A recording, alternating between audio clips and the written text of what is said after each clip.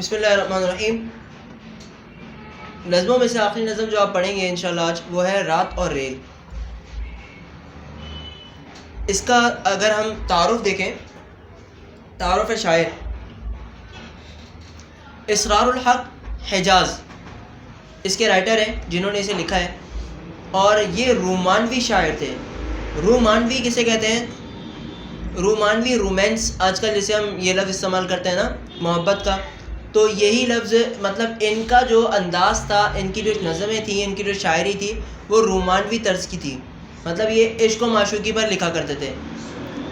انہوں نے جوش کی طرح شباب کے نغمے بھی ادا پہ، جوش آپ کو پتہ ہے جوش ملی آبادی کی بات ہو رہی ہے، انہوں نے حسن کی مطلب حسن پر انہوں نے کئی قصیدے لکھے، حسن کی تعریف کی.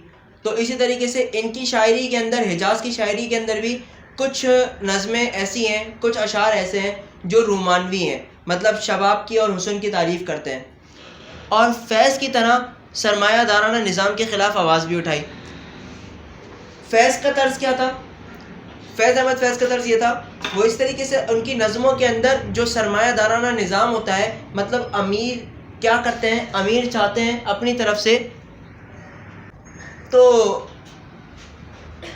سرمایہ دارانہ نظام کہتے ہیں ایسا نظام جس کے اندر امیروں کی حکومت چلتی ہو، امیروں کی بات مانی جاتی ہو، اس کے اندر غریبوں کی کوئی کسی بھی حقوق کا خیال نہ کیا جاتا ہو. تو اسی طرز پر اس کے خلاف فیض نے آواز اٹھائی. تو اسرار الحق حجاز کے طرز کے اندر ان کی کچھ نظمیں بھی ایسی ہیں کہ جو سرمایہ دارانہ نظام کے خلاف ہیں. تو مطلب یہ دو مشہور ناظموں مطلب شاعروں کے طرز پر شاعری کیا کرتے تھے. ان کا تعلق ترقی پسند تحریک سے تھا، اس لیے شاعری کو قدامت پسندی ختم کرنے کے لیے استعمال کیا. قدامت پسندی کا مطلب ہوتا ہے کہ اپنے قد کو اونچا رکھنا، اپنے آپ کو بڑا سمجھنا. اس کو ختم کرنے کے لیے انہوں نے کیا کیا؟ اپنی شاعری کو استعمال کیا. اچھا، وہ بہترین غزل گو اور نظم گو شاعر ہے. ان کی غزلوں اور نظموں میں جہاں حسن کے عشق اور کے چرچے ہوتے ہیں، وہاں انقلابی رجحانات بھی واضح ہوتے ہیں. انقلابی رجحانات کا مطلب کہ انقلاب پیدا کرنے والی کیفیات ان کے اشعار کے اندر پائی جاتی ہیں. یہ ہو گیا ان کا تعارف. اب باتیں ہیں مرکزی خیال کی طرف. تو مرکزی خیال کے اندر رات اور ریل کا سفر، یہ حجاز کی جو مشہور نظم ہے، اس سے پتہ چلتا ہے کہ ہم ریل کو اگر ہم دیکھیں تو وہ کیا کرتی ہے؟ رات کے اندھیرے کے اندر جب سفر اپنا شروع کرتی ہے، اس کے راستے کے اندر جتنی مشکلات آئیں، جتنی رکاوٹیں آئیں، اب وہ رکاوٹ ایک تو اندھیرا ہو گیا، پھر موسم کی خرابی، یا پھر بارش، یا پھر تیز ہوا، ان سب چیزوں کو کیا کرتی ہے؟ وہ کاٹتی بھی جاتی ہے، اپنی منزل تک پہنچتی ہے. تو انسان کو بھی ایسا ہی ہونا چاہیے. انسان کی زندگی جو ہے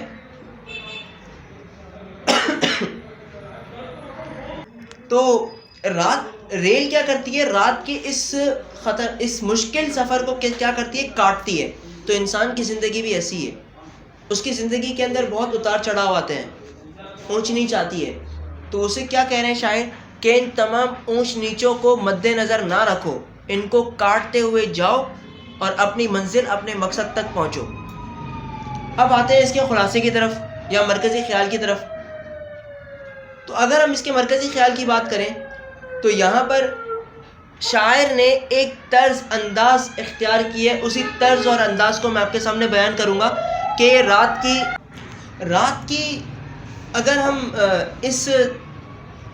انہوں نے مخصوص طرز انداز کی ہے، اختیار کیا ہے کہ کس طریقے سے انہوں نے بیان کیا کہ رات اور ریل کا یہ جو سفر ہے، کیا آپس میں ان کا کیا تعلق ہے.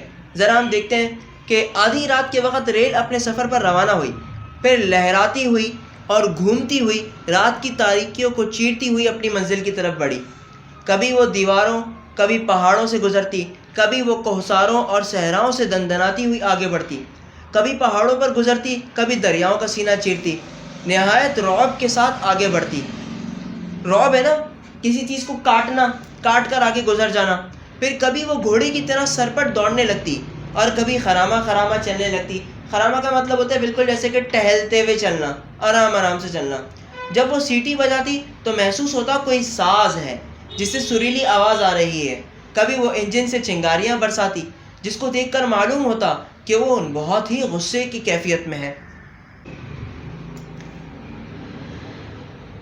اس کے راستے میں آنے والی ہر چیز ختم ہو جاتی.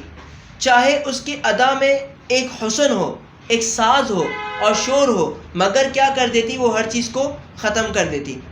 اس کی ہر حرکت بغاوت کے آثار نظر آتے، اس کی چال اور آواز سے توپوں کی گھن گرج اور گولوں کی سنسناہٹ پیدا ہوتی، گویا وہ بھی دشمن کو للکار رہی ہو۔ اس کی برق رفتاری کا عالم یہ تھا کہ وہ ماضی کو فراموش کرتے ہوئے مستقبل کی طرف رواں دواں تھی۔ اس کے راستے میں ہر آنے والی مشکل، ہر رکاوٹ اور خطرہ ختم ہو کر رہ جاتا تھا۔ انسان کی زندگی بھی ایسی ہے نا، ماضی اس کا چاہے کتنا ہی برا کیوں نہ ہو، لیکن حال کو وہ کیا کرتا ہے؟ حال کو وہ اچھے سے گزارنے کی کوشش کرتا ہے اور ماضی کو بھلا کر گزارتا ہے اور مستقبل کے لیے محنت کرتا ہے۔ اگر وہ یہ سوچے کہ میرا ماضی خراب ہے اور اسی کو لے کر وہ بیٹھ جائے تو اس ماضی کی وجہ سے اس کا حال بھی بے حال ہو جائے گا